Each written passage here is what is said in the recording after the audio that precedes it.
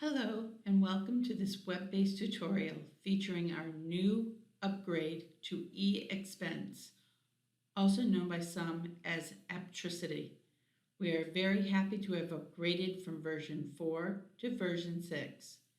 You will see many things have changed, namely the appearance and of course the functionality, which we feel is much more intuitive. One thing that hasn't changed is the method of sign-in. You'll still put in your UTLN and your Tufts University password for your credentials. Welcome to the landing page. If preparing a report for another, you'll need to change your role. At the very top right of the page, you'll see your name. Hover over it and then select Login As. Select the traveler's name, then click the OK button, and when the screen refreshes, you'll now see that there's two names at the top. To reverse, do the same thing.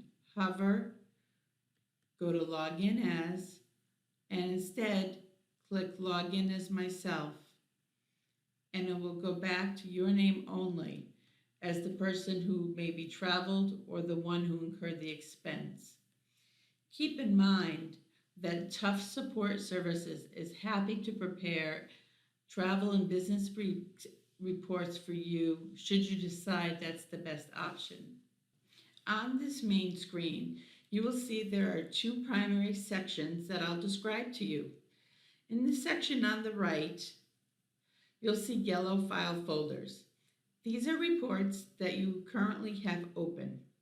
Open is defined as started but not submitted, or pending due to an error, such as a report being denied and needing attention, then resubmission.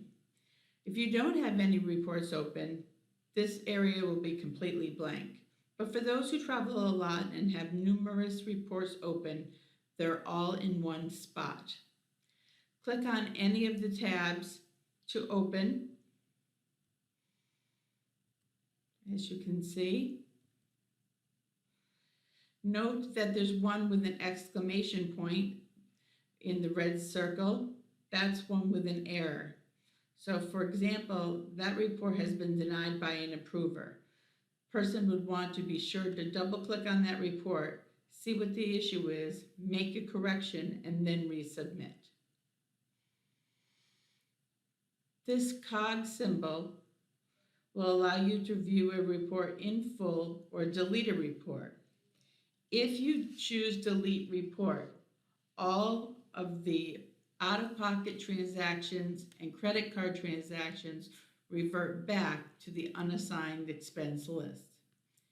And speaking of unassigned expense list, that is what is on the left-hand side of the page. In the current version of eExpense, you'd have to go to the unassigned expense tab to see this information, but with this new version, it's one of the first things you see. Be sure to scroll down and take note of the page arrows, because what you see is not all of what you may have. You'll see, for example, I have 5 pages worth. So I can either go to page 5, or I can scroll down and go to other pages throughout.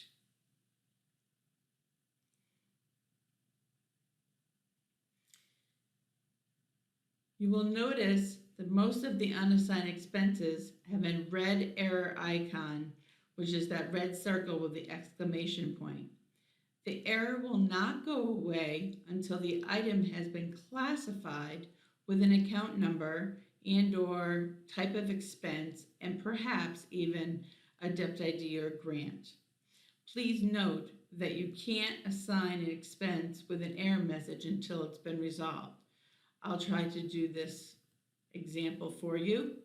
I'm going to take this, bring it over here in a drag and drop, and I'm going to get a message that says that one or more items in error state cannot be assigned to the report, which is exactly what it should be.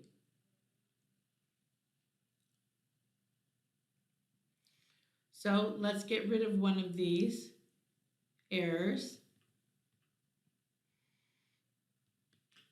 I'm going to double click on that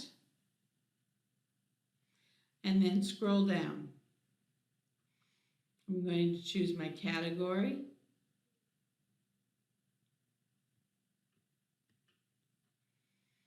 Make sure I have an account number chosen. Make sure I have a DEP ID or a grant chosen. I don't need a business purpose because I didn't choose miscellaneous. And before I click Save and Close, I want to bring your attention to the receipts. I can upload a receipt at any time and it will be put into my in-bin. You can have in-bin receipts sitting for other expense reports, not just for the one you're doing. If I need a receipt, I'll cross over and then drop in a receipt there. Remember that receipts are not required if the expense is less than $50 and the university card has been used. This is new to the travel policy. However, the IRS requires receipts for lodging, no matter how much the charge. If I wanted to upload another receipt, I simply click Upload, find something here that we can use.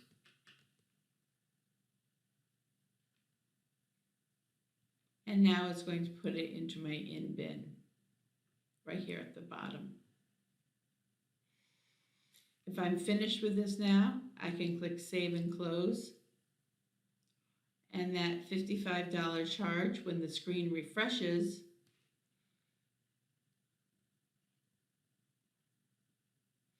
should have the exclamation point gone and a notation by this symbol that a receipt has been uploaded. For each set of expenses for a trip, you may want to consider classifying them all before moving to a report, but it's personal preference. If I take this $55 charge, which is dated 5/15, and I bring it to drag and drop into this last report, I should get an error message. Why? Because it's telling me that one or more items is outside of the date range. It asks you, should you continue without expanding the date range of the report? And that's your choice, yes or no. So if it needs to have the adjustment made, it will let you proceed on. If not, you can click no, and then you can add it to the one that is more appropriate. If by chance you click and drag the wrong receipt and have made a mistake, highlight that mistake, use the cog symbol, and choose delete. So let's try this, which has a 3/21 date. So I'll move this one here. Let me open this first. I'm going to move that into here. And then I realize, oops, I shouldn't have done that. I'm going to double click on the folder to open it up in its entirety. Scroll down, and I'm going to find my 35-cent transaction, highlight it, and then use the cog to remove. Are you sure you want to remove? Yes. It'll take it away from this report, and the screen should refresh, and then it will allow you to go back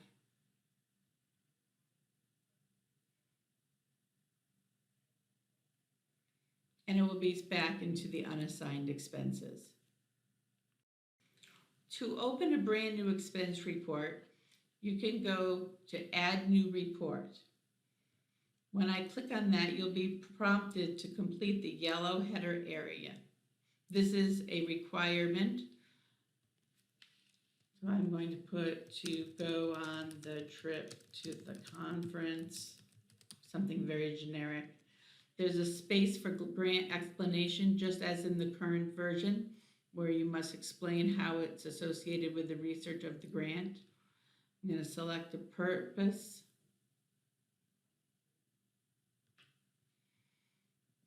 Destination, say Sacramento, Sigay. And now if I want to just save the header, I can click Save.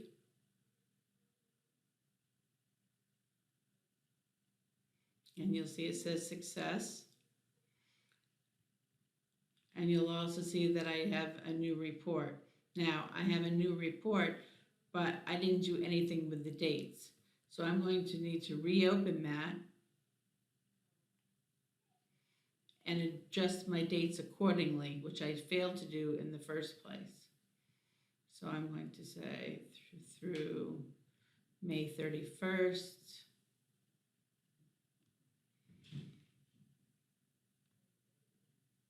Scroll all the way down and save my changes. If I want to put in an out-of-pocket expense, I can do add a new expense item.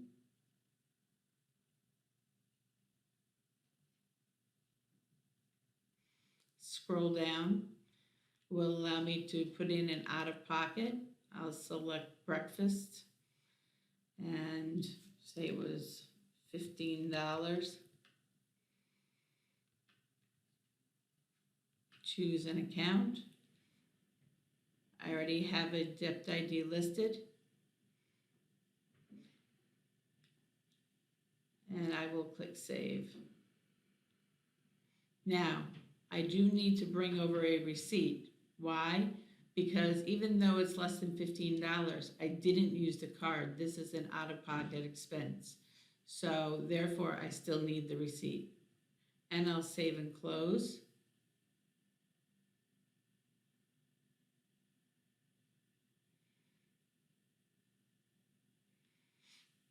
And now I have that item into my report. If this happened to be the only item and I wanted to add an ad hoc approver before submitting, I could do that with this button at the bottom. I could also delete the report, print the report, close the report. I could also submit.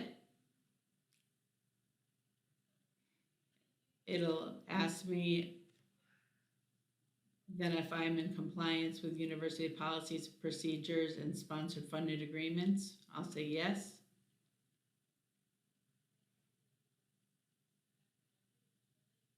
And now you can see when I go back to the main page that I have one report under submitted reports and ready to go.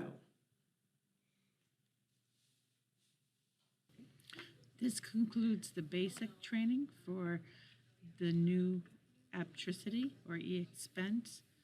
If you would like specialized training in splitting expenses, converting foreign currency, mileage calculation, and per diems, please watch those individual videos. Thank you for your attention in watching this video.